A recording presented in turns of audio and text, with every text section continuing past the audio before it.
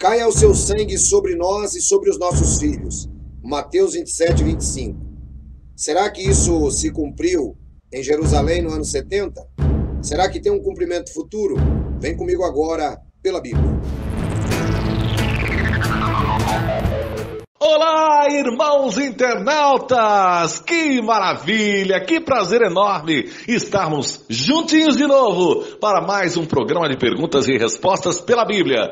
Que o Senhor Jesus abençoe a todos. E no programa de hoje vamos responder a pergunta que foi feita pelo irmão Eric de Lavras, Minas Gerais. Olá, Mauro, que bom estarmos juntos mais uma vez. E agora pela Bíblia. Olha, uma pergunta bastante interessante.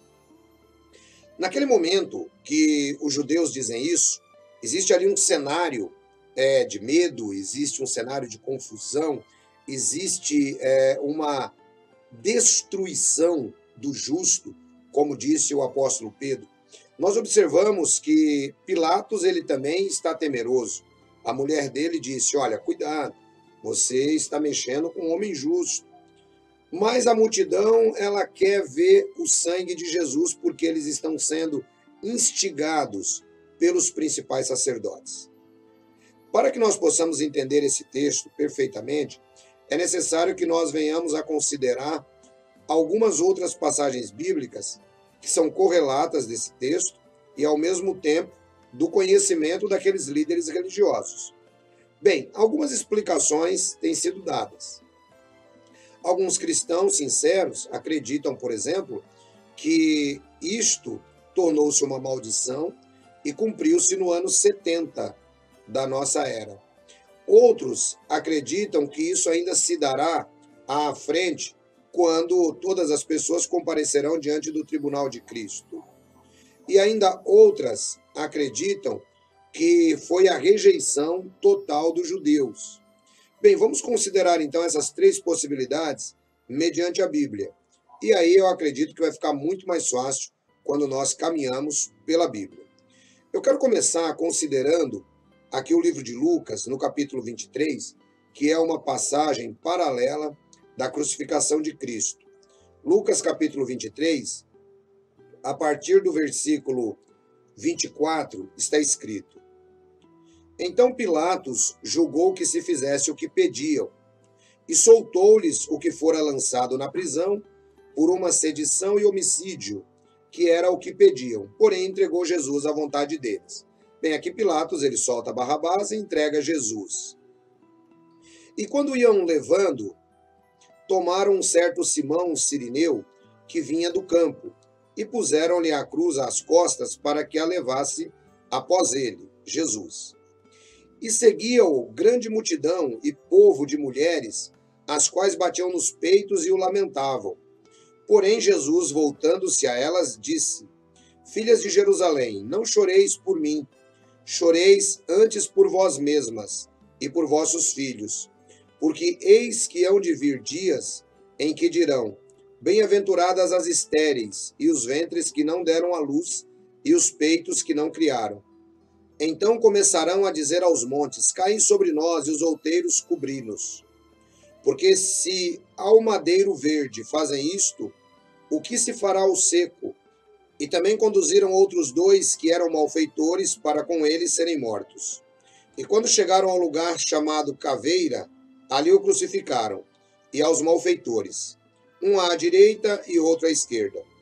E dizia Jesus: Pai, perdoa-lhes, porque não sabem o que fazem. Repartindo seus vestidos, lançaram sortes. E o povo estava olhando, e juntamente com eles também os príncipes zombavam dele, dizendo: Salvou os outros, salve-se agora a si mesmo, se é o Cristo, o escolhido de Deus. E também os soldados escarneciam, chegando-se a ele e apresentando-lhe vinagre, e dizendo: Se tu és o rei dos judeus, salve-te a ti mesmo. E também por cima dele estava escrito um título, com letras gregas, romanas e hebraicas: Este é o rei dos judeus. Muito bem, aqui nós consideramos então uma das passagens onde cria-se a possibilidade de que a destruição de 70 da era cristã, ela era o cumprimento daquela maldição que eles próprios pediram sobre si.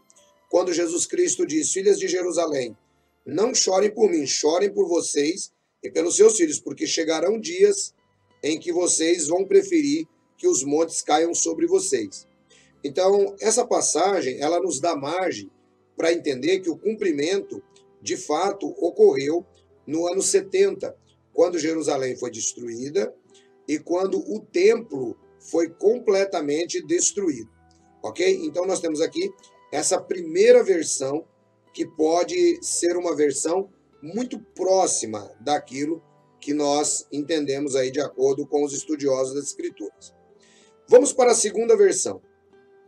A segunda versão é de que Deus havia rejeitado o seu povo naquela ocasião. Bem, essa não parece ser uma explicação plausível com as Escrituras. Por quê? Acompanhe comigo Atos dos Apóstolos, capítulo 6, versículo 7.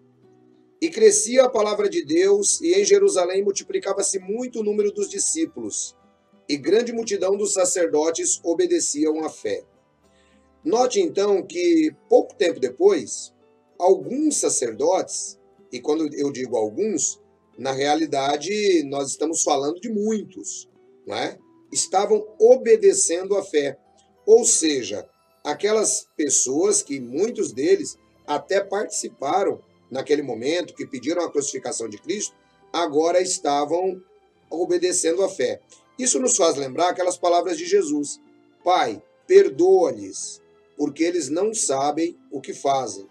Claro que a responsabilidade, conforme nós dissemos, pode ter vindo sobre eles em 70, mas o perdão de Jesus aqui é um perdão apontando mais à frente. Tanto é que esses aceitaram a fé. O apóstolo Paulo, no livro de Romanos, no capítulo 11, versículo 1 e 2, Paulo diz assim: será que Deus rejeitou o seu povo? De maneira nenhuma, porque eu também sou da tribo de Benjamim. Então não parece correto, mediante as Escrituras, que esse texto faça com que essa maldição recaia sobre Israel, a ponto de Israel ter rejeitado o Messias e ter sido rejeitado por Deus. Aliás, o apóstolo Paulo, no capítulo 11 de Romanos, ele explica que houve um endurecimento de Israel para que nós pudéssemos ser salvos, como sendo os gentios. Portanto, essa ideia de que caia o sangue sobre nós e sobre as nossas cabeças, e por isso Deus rejeitou Israel, e agora a Igreja Católica é a igreja que substitui o Israel, ou qualquer outra seita que pegue as profecias bíblicas e diga que aquilo é uma aplicação a um Israel espiritual, classificando a si própria no lugar dos israelitas, está completamente fora daquilo que a Bíblia diz. Bem, agora qual era a validade dessa maldição auto-infligida? Veja, ali estavam tratando os sacerdotes, ali tinha líder religioso que conhecia muito bem as Escrituras, e tinha o povo, que é manipulado, como sempre. Qual era a validade disso? Será que as Escrituras hebraicas corroboravam com tal maldição? Isso é muito importante de nós considerarmos. Veja comigo, por exemplo, Deuteronômio, capítulo 24, versículo 16. Está escrito: os pais não morrerão pelos filhos, nem os filhos pelos pais. Cada qual morrerá pelo seu pecado. Veja que, de acordo com a lei de Deus, então aquela fala do povo, caia sobre nós e sobre os nossos filhos, ela já não era possível. Porque os filhos deles nada tinham a ver com aquele momento de uma escolha que eles estavam fazendo. De acordo com a lei de Deus, não era possível que essa maldição se estendesse, por exemplo, conforme alguns dizem, ao holocausto, de maneira alguma.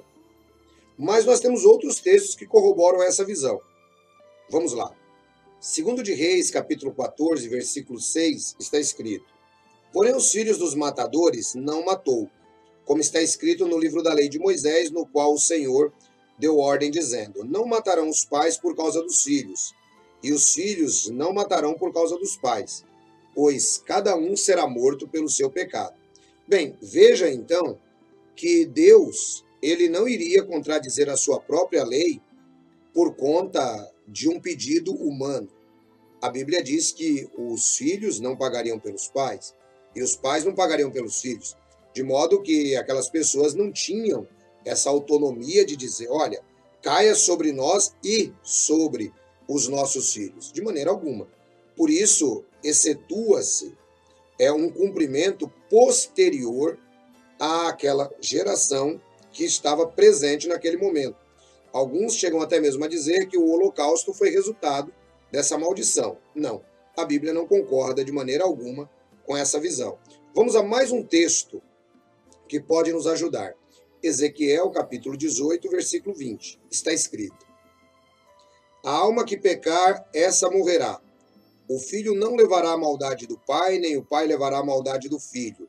A justiça do justo será sobre ele, e a impiedade do ímpio será sobre ele. De modo que, se aquelas pessoas foram ímpias naquele momento, a própria responsabilidade teria que recair sobre eles. E nós ainda devemos nos lembrar o versículo 34 do capítulo 23, onde Jesus ele pede ao Pai um perdão sobre aquelas pessoas. De modo que, embora tenha uma responsabilidade e uma profecia de Jesus, chegará o tempo em que vocês terão que chorar pelos vossos filhos, parecendo aplicar-se à destruição de Jerusalém em 70, ainda assim Jesus pede que essas pessoas não sejam privados do conhecimento verdadeiro do Messias. Conforme nós citamos, muitos sacerdotes abraçaram a fé. E nós observamos isso também lá no livro de Atos, no capítulo 2, a partir do versículo 22 até o 41, no discurso do apóstolo Pedro. Então, essa segunda possibilidade de que Deus rejeitou o seu povo por conta desta maldição, ela está completamente fora de cogitação. Deus não atribui os erros do pai para o filho e do filho para o pai. Bom, o que dizer então da terceira visão? De que isto se cumpriria no futuro? Bom, essa possibilidade ela é muito clara. Pode até ter tido um cumprimento na época em Jerusalém, porque nós vimos que o próprio Jesus disse que chegaria tempo que elas chorariam. Mas, na verdade, os judeus, eles reconhecerão a Jesus Cristo como o Machia, como o Senhor e como o Salvador. E serão julgados. E aqueles que o crucificaram, claro, eles terão que se prostrar diante do próprio Cristo e serão julgados. Aí sim, a responsabilidade definitivamente cairá sobre eles e não seus filhos. É isso aí, Mauro. Um grande abraço a todos vocês e até o nosso próximo encontro pela Bíblia, a palavra de Deus sempre apresentada com muita responsabilidade. A Bíblia pela Bíblia. Ela se auto-interpreta. Deus abençoe, um grande abraço, fiquem todos na graça e na paz de nosso Senhor e Salvador Jesus. Obrigado, irmão Edson! É isso aí, o nosso professor ajudando a gente a entender direto pela Bíblia. É isso aí, é o Senhor Jesus nos abençoando e nós aqui no programa aprendendo diretamente da Bíblia. E você, ainda não fez sua pergunta? Vai fazer agora! Anota aí, @gmail.com. Esse é o e-mail,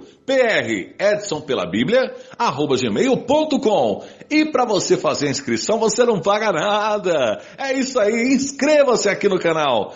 Inscreva-se, agora você vai lá no sininho, acione o sininho, assim você recebe todas as notificações e, claro, dê o like, dê o joinha. Você com o joinha, você faz o nosso programa chegar a muito mais pessoas. É isso mesmo. Comente, porque nós estamos em todas as plataformas, em todas elas. Estamos na internet toda, em todas as plataformas, para você comentar. E, claro, compartilhar também. Compartilhe, gente. Compartilhe com todo mundo. Inclusive, até aquela pessoa que você não gosta muito, né? Mas compartilhe, quem sabe a luz do Senhor Jesus, o Espírito Santo possa iluminar o coração das pessoas, né? E você será o portador de luz. Para quê? O que é mais gostoso do que isso? ser portador de luz nesses tempos de trevas em que a gente vive. Muito bom, gente. Foi um prazer enorme estar de novo com vocês. Mas no próximo programa tem mais uma grande pergunta e nós vamos aprender mais do Espírito Santo, aquilo que a Bíblia está nos ensinando nesse tempo do fim. É claro, e nós estaremos de volta se nosso Senhor e Salvador Jesus abençoar e permitir. Um grande abraço a todos!